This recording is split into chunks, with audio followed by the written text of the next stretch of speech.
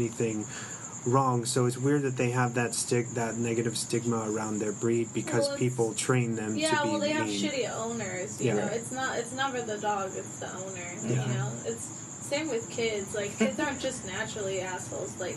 But you see that I feel like that was cool that they were able to convey that through without saying, you know. That was crazy that you still feel like, man, dogs are man's best friend. Like, he's still, like, he's like, oh, my owner is a racist, but it's all good. I'm going to lay next to you. It's all good, puppy.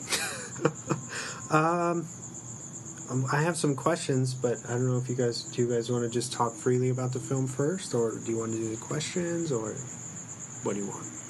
What do you think? I'm just, like, first, like, thoughts and feelings and everything about this movie. I like it. I do appreciate that, like, Patrick Stewart is more like the puppeteer. And you were saying how, I didn't know this before you said it, but that the actual skinheads are all, like, victims themselves. And I can see that because, like, of the drugs, and not just like, oh, I'm growing, like, weed, I'm like making heroin, or I'm making meth. Like, those type of drugs, like, turn people insane. So it makes sense that these people would be terrified of some crazy heroin or meth, like, you know, like kingpin, you know, so it makes sense that they're, you know, quote unquote, the victims. But and like, the fact that, like, so many of them were, like, ready to turn, and, like, two of them, like, the one guy at the end that ran off and called the cops for them, and then also it was like instantaneous, like how he rolled over on them, right? And the girl and the guy that were planning to leave, and, like, so obviously your ties aren't so strong to someone who's holding you against your will, kind of a deal.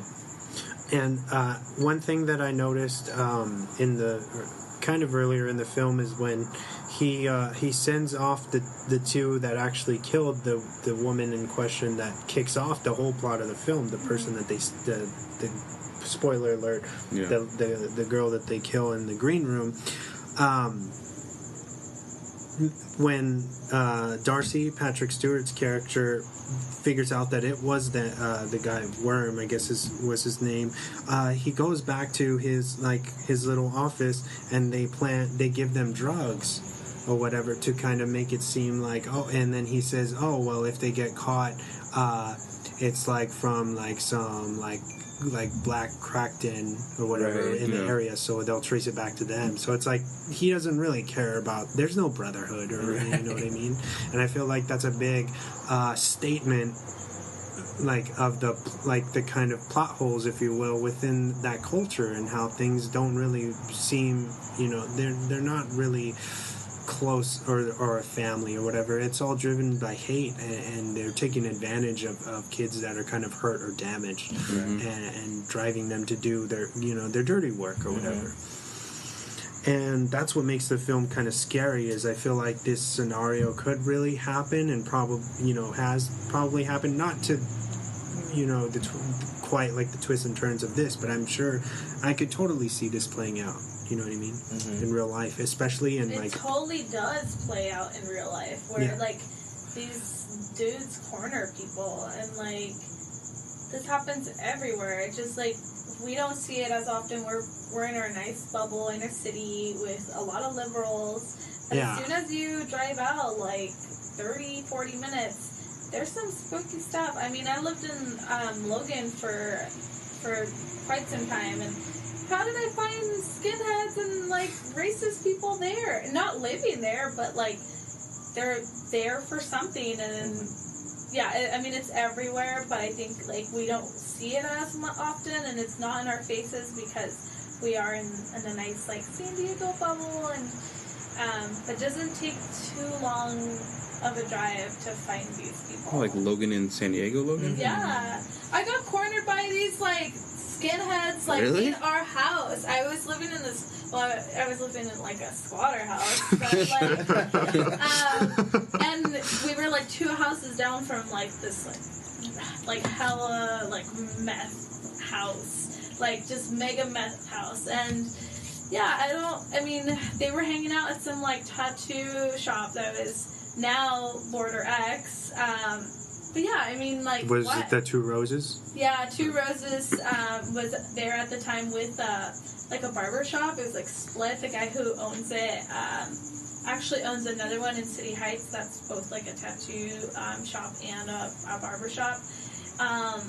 And yeah, they were like, we're just here for an art show. And, of course, someone is going to be like, get the fuck out of here. Like, you guys do not belong in this area.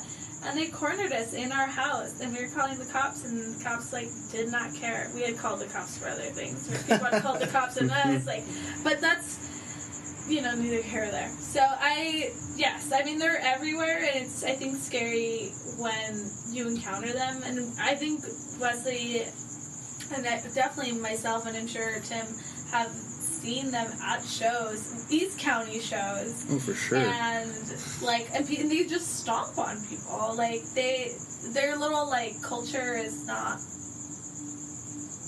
I don't think it's. Well, to be fair, they have like the Sharps, which is an abbreviation for Skinheads Against Racial Prejudice and stuff.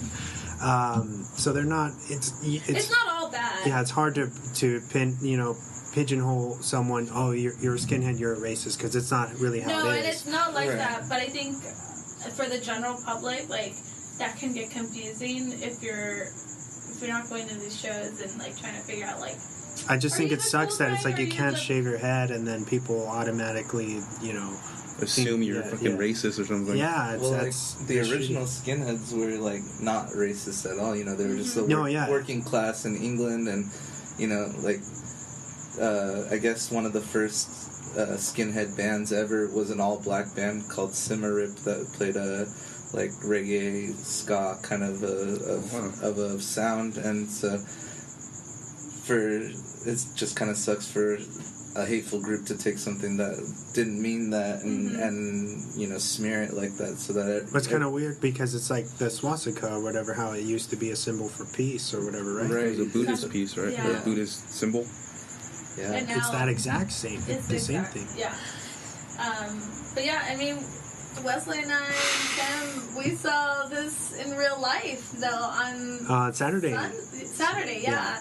We were at It's Not Dead festival in San Bernardino, and sure enough, we were